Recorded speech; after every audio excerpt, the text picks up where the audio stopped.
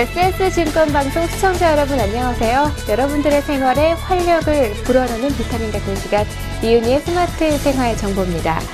네, 우리는 상대가 별 생각 없이 한 행동을 가지고 수천 가지의 생각을 하게 됩니다. 저 사람은 나에 대해서 이렇게 생각할 거야 라는 생각을 갖기도 하고요. 심지어는 그 사람을 싫어하는 마음까지도 갖게 되는데요. 실은 상대는 전혀 그런 생각 없이 의도 없이 한 행동인데 우리는 그렇게 생각을 하게 됩니다. 얼마 전에 한 신문 지면에서 해민 스님이 선방일기라는 글을 실었는데요. 거기에 바로 이런 내용들이 실려 있습니다.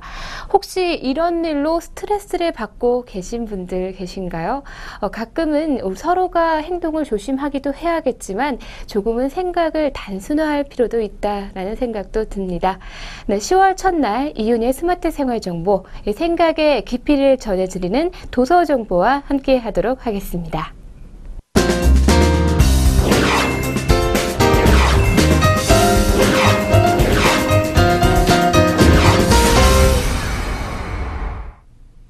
첫 소식으로 전해드릴 작가는요, 바로 드니 디드로입니다.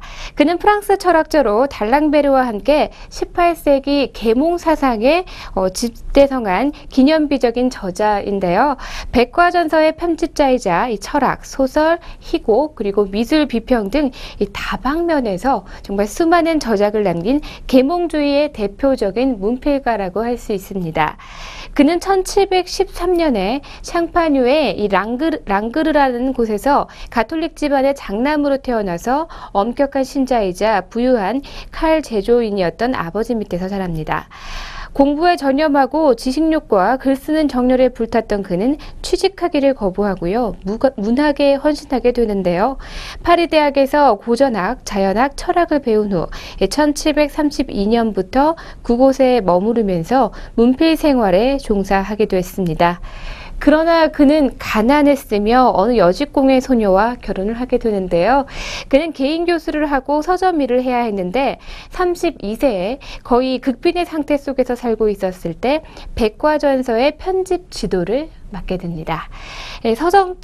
서적상인 앙드레르 브르통은 디드로에게 체인버스 백과사전을 불어본으로 번역해보지 않겠냐라는 제의를 하게 되는데요. 디드로는 그 제안을 받아들이게 됐고 번역의 취지 자체를 바꾸어 버렸다고 합니다. 바로 체인버스 백과사전을 다시 번역하는 것에 그치지 말고 세상의 모든 새로운 개념 그리고 능동적인 작가, 새로운 지식을 하나의 지붕 아래 담고자 설득하게 된 것입니다. 1750년에 식자층에서 전달된 취지서는 프로젝트의 시작을 알렸고요. 1751년에는 첫 번째 권이 출간이 됐습니다. 마지막 권이 출간된 것은 1765년이었고요. 백과전서, 과학, 예술, 기술의 구조적인 사전의 마지막 권이 독자들의 손에 쥐어진 것은 1772년이었습니다. 성직자들은 이 백과전서의 성장이 자신들의 이 철학적인 입장을 위태롭게 한다고 인식을 했고요. 또한 프랑스의 지배층 계층 또한 백과전서를 달갑지 않게 생각하기 시작했는데요. 백과전서는 종교적 관용, 사상의 자유, 그리고 과학과 기술의 가치 등에 대해서 논했기 때문입니다. 덕분에 이 백과전서는 공개적으로 출판하는 것 자체가 어려워지기 시작했고요. 1759년부터는 공공연하게 탄압을 받기 시작했습니다. 법적으로 금지되지 않았지만 비밀리에 출판하는 수밖에 없었는데요. 그때 당시 달랑베르는 백과전서에 관련한 업무를 도중에 포기했습니다. 튀르거를 비롯한 몇몇 인사들도 악평을 받고 있던 백과전서에 대한 기고를 거부했고요. 그래도 디드로는 혼자서 수백 편의 글을 써나가기 시작했다고 합니다. 짧은 글도 있었지만 거의 대부분이 꽤나 긴 글들이었다고 하는데요. 게다가 다른 기고자들은 원고의 고증 작업을 대신하면서 다듬는 도중에 시력에 손상을 입기도 했다고 합니다. 실로 미치지 않으면 할 수 없었던 지속적인 위협에 시달려야 했다고 하는데요. 하지만 디드로는 자기가 생각하는 것을 끊임없이 말하지 않고는 못 빼기는 그런 욕구를 갖고 있었다고 합니다.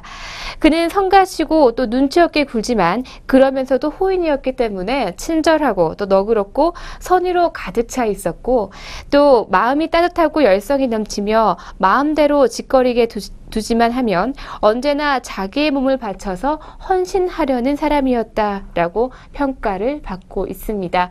그렇기 때문에 디드로가 백과전서를 이렇게 편찬할 수 있지 않았을까라는 생각이 드는데요. 이 디드로가 쓴 금서가 된 원작 소설을 바탕으로 만들어진 영화도 있습니다. 디드로의 가정은 엄격한 가톨릭 집안이었는데요. 아버지가 엄격하고 독실한 가톨릭 신자의 장남이었기 때문에 디드로와 그의 여동생은 각각 수녀원과 수도원에 들어가야만 했다고 합니다. 디드로가 여자 소크라테스라고 부를 만큼 애정을 쏟았던 여동생이 28세가 되던 해 수녀원 생활을 견디지 못하고 결국에는 정신병으로 죽게 됩니다. 네, 이러한 성장 환경은 그의 삶에도 가치관에도 큰 영향을 끼치게 됐는데요. 그가 편찬한 백과전서는 봉건적인 종교 이데올로기와 투쟁을 목적으로 했고요. 또 그 때문에 수차례 박해를 받기도 했다고 합니다. 그의 영화 중에서는 베일에 쓴 소녀의 원작이 된 소설 수녀는 1760년부터 집필해서 1796년 유작으로 출판이 됐습니다. 하지만 출판 후 파격적인 스토리로 인해서 사회적인 파장을 일으켰는데요. 오랜 시간 그늘에 가려져서 결국 금서로 분류되게 됐습니다. 수녀원 제도를 비판한 소설로 부모의 강요로 억지로 수녀가 된 시잔 시모냉이라는 수녀가 쿠르아마르 후작에게 자신의 과거를 알리고 도움을 청하는 긴 편지의 형식입니다. 18, 19세기 프랑스 사회에 큰 스캔들을 불러일으켰던 그런 작품이기도 한데요. 1966년 자크 리베트에 의해 영화로 만들어졌지만 커다란 논란을 불러일으키면서 결국 상영 금지 판결을 받았습니다. 시간과 사상을 너무 앞서가지 않았나라는 그런 생각도 듭니다. 또 그와 관련된 재미난 말들도 있는데요. 바로 디드로 효과라는 말입니다. 이 드니 디드로가 친구로부터 선물을 받은 이 붉은 가운에 인해서 옷에 맞춰서 책상들을 교체하면서 결국에는 서재 전체를 바꾸게 됐다는 그런 일화에서 유래한 말인데요. 하나의 물건을 갖게 되면 그것에 어울리는 다른 물건들을 계속해서 사게 되는 그런 현상을 말하고 있습니다. 즉 제품 간의 조화를 추구하는 욕구가 소비와 소비를 불러일으켜서 충동 구매로까지 이어지게 하는데요. 이러한 현상이 일어난 이유는 상품들 사이에 기능적 동질성이 아닌 정서적, 심미적 동질성이 존재하기 때문이라고 합니다. 눈으로 보여지는 제품일수록 그 효과는 더 강하게 나타난다고 하죠. 네, 지금까지 몇 가지의 드니 디드로에 대한 일화를 소개해 드렸는데요. 정말 일화가 많은 백과전서의 작가입니다. 지금까지 드니 디드로와 함께 했습니다.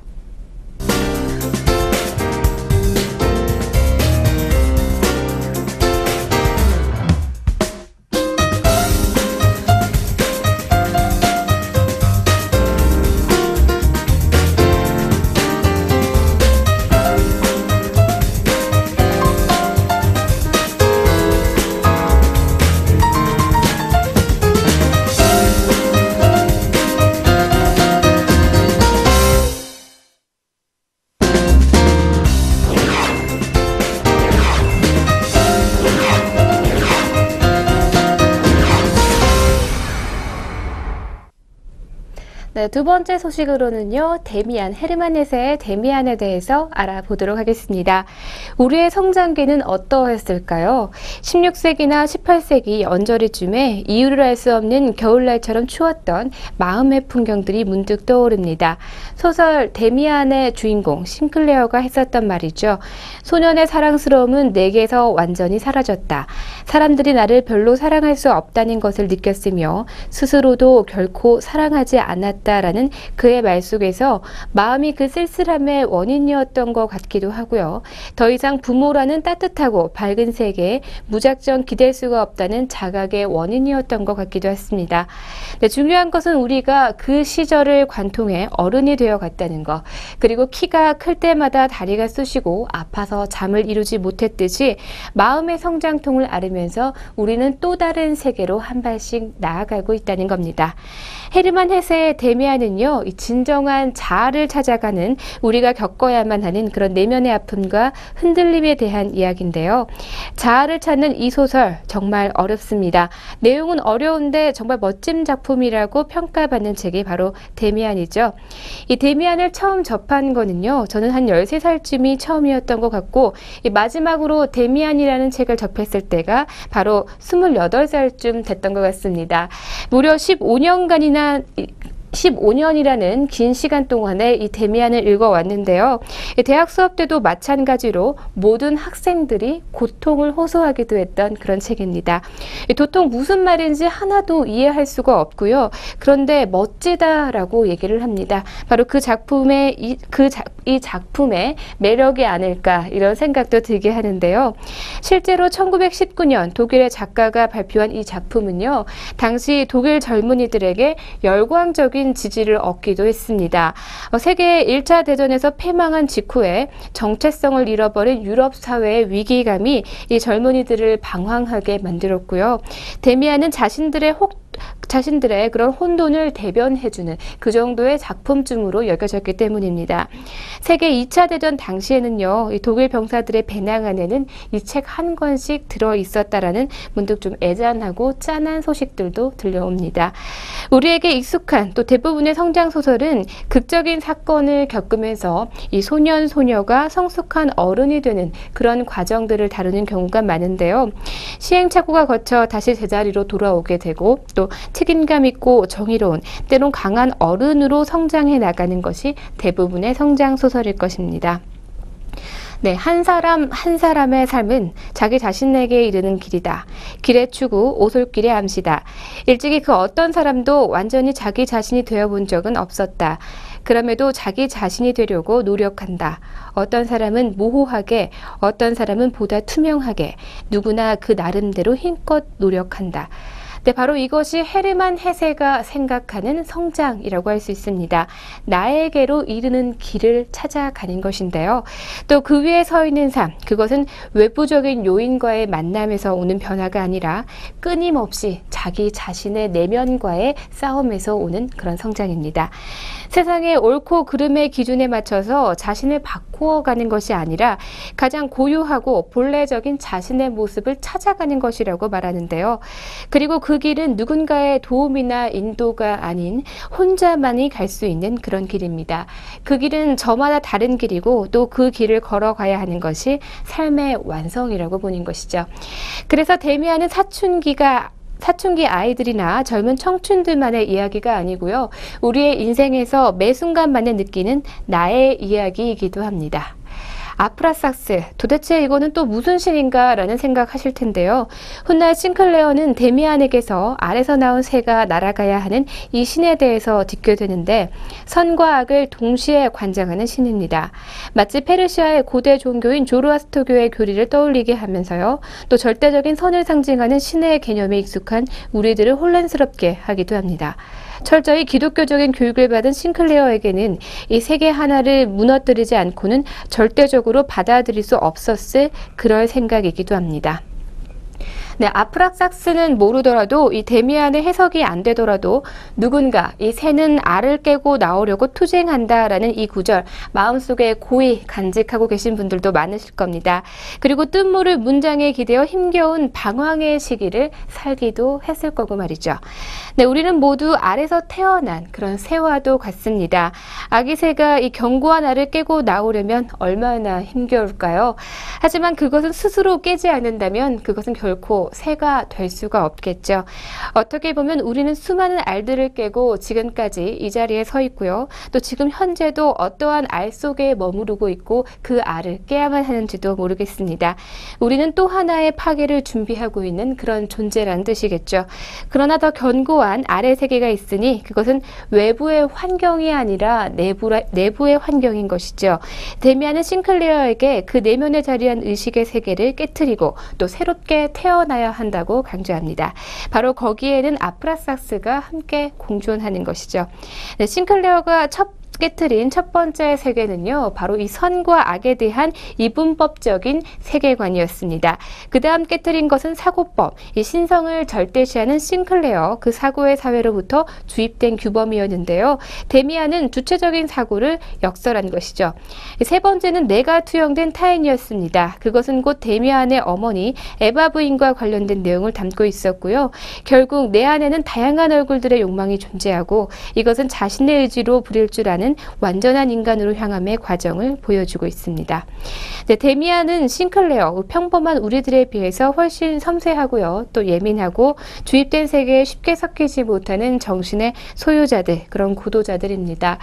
그들처럼 우리가 과연 완전한 인간의 경지에 이를 수 있을까요? 하지만 헤르만 헤세의 주장대로라면 성장의 어느 시기까지 이루어지고 그치는 그런 몸과의 성장이 아니라 지속적으로 나가는 나의 내면의 성장일 것입니다. 네, 아이들, 우리들은 자기 실현을 꿈꾸며 살아가고 있습니다. 하지만 자기 실현을 한다는 것은 무엇이 된다가 아니라 내가 되는 것입니다. 바로 이 헤르만 헤세의 주장을 만나면 우리는 또 하나의 알, 또 하나의 세계를 깨트리며 힘겨운 투쟁을 앞두는 그런 새들이 아닐까라는 생각이 듭니다. 네, 어떠한 상황이 소망인 것보다 어떠한 직업을 갖기보다 내 자신이 소망인 게 훨씬 더 멋지지 않을까 이런 생각이 드네요. 네, 자아의 성숙이 느껴지는 책 데미안과 지금까지 함께 했습니다.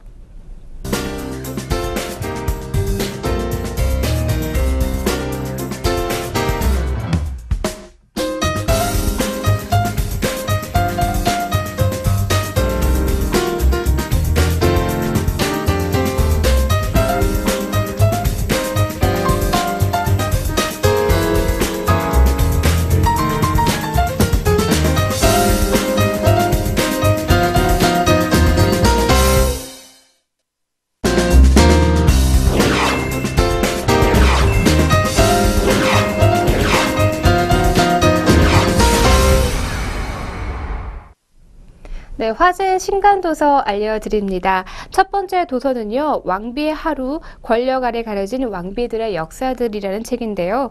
남성들이 애써 부정하려고 했었던 최고 여성의 권력과의 육감의 정치, 왕비의 하루입니다.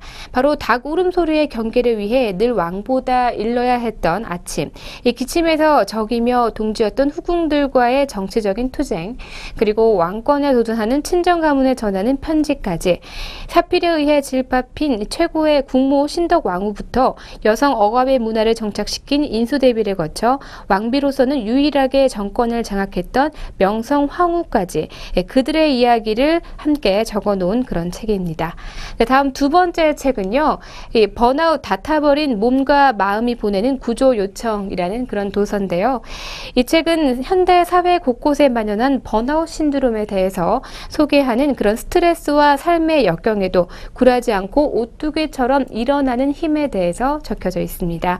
회복 탄력성에 주목을 하는데요. 독일의 유명한 학술 기자이기도 한 저자 이 크리스티나 베른트는 회복 탄력성이 높은 이런 사람들의 사례를 생생하게 기록하면서 이들의 공통점을 파악하고 있는 그런 책입니다.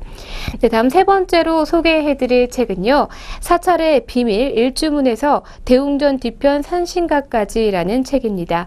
네, 한 권으로 읽는 불교 문화 사찰에 대한 종합 안내서이기도 한데요. 지금까지 나온 책들은 대부분 불교의 교리로만 설명을 하거나 양식의 변화에만 치중해온 그런 설명을 해왔었는데요. 당연 잘못된 내용을 반복해서 생생하는 경우도 참 많았죠. 하지만 이 책은 다릅니다. 저자는 이 책에서 하마비나나 일주문에서 시작해 각 정각은 물론이고 의식에 사용됐던 다양한 도구까지 사찰의 곳곳에 숨겨진 비밀을 독자들에게 설득력 있게 설명해주고 있습니다.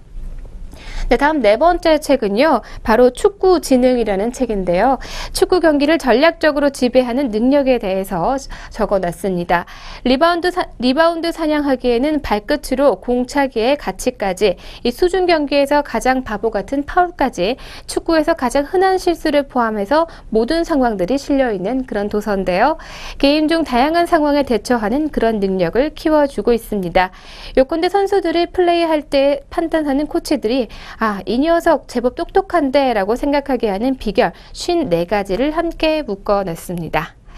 네, 이번에는 도서와 관련된 정보가 있습니다. 오는 3일부터요, 12일까지 출판도시 파주에서 열리는 성대한 책 잔치가 있는데요. 바로 올해로 4회째를 맞은 파주 북소리라는 이 국내 유수 작가 500명과 함께하면서 국제 인문학 콘서트인 파주 북어워드 시상식, 출판사들의 벼룩시장과 각종 전시회 등이 마련이 되어 있습니다. 네, 관심 있는 분들은 파주로 한번 놀러가 보시는 것도 좋을 것 같습니다. 네, 이렇게 해서 오늘의 신간과 도서와 관련된 소식도 함께 전해드렸습니다.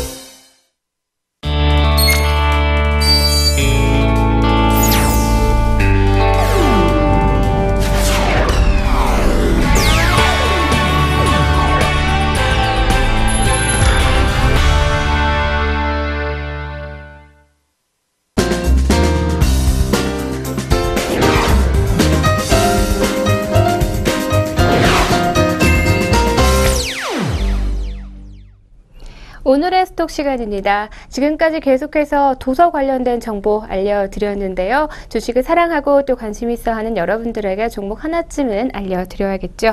네, 전자책 보급률이 증가하면서 사람들의 눈 건강이 위협받고 있습니다. 눈 건강과 관련된 종목 알려드릴게요. 네, DHP 코리아고요. 종목 번호는 131030입니다.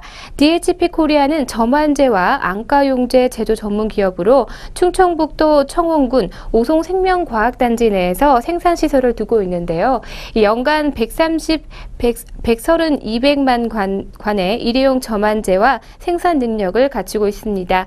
2015년에는 라인 증설을 마무리될 예정이고요. 의약품 매출 구성 중 점환제의 비중이 90% 이상을 차지하고 있습니다. 내수에 의존하는 경향이 크고요. 이 전문 의약품의 안정적인 고정 매출 확보를 위해서 힘쓰고 있는 그런 회사입니다. 네, 지금까지 오늘의 관련 스톡 DHP 코리아와 함께했습니다.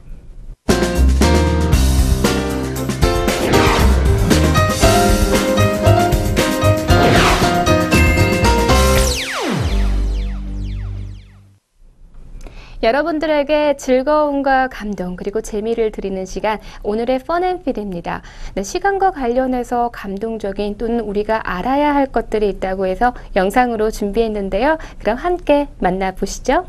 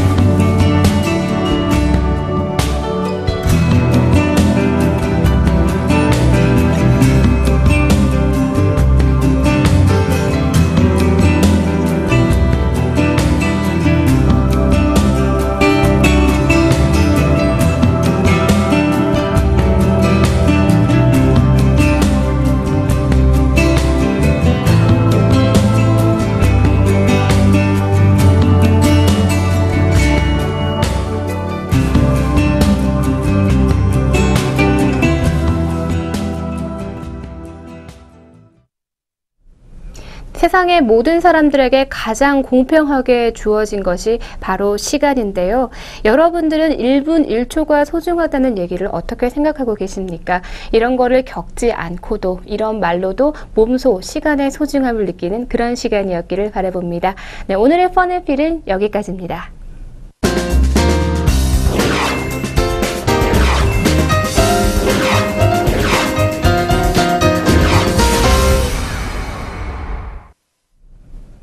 네, 10월의 첫날 오늘 아침 기온이 지금까지 제일 낮은 기온을 보였다고 하는데요.